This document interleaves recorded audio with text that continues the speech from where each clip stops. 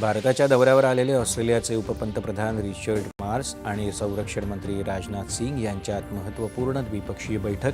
Mars यांनी पहलगाम दहशतवादी हल्ल्याबद्दल व्यक्त केलं दुःख।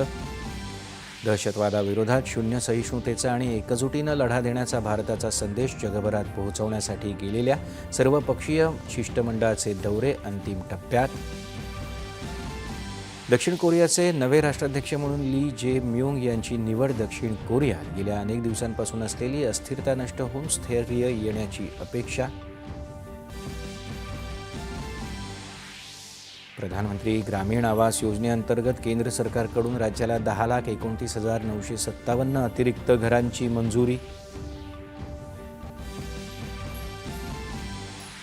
एसटी कर्मचाऱ्यांना जूनपासून 53% महागाई भत्ता आणि 1 कोटी रुपयांचं अपघाती विमा कवच। उपमुख्यमंत्री एकनाथ शिंदे यांची घोषणा।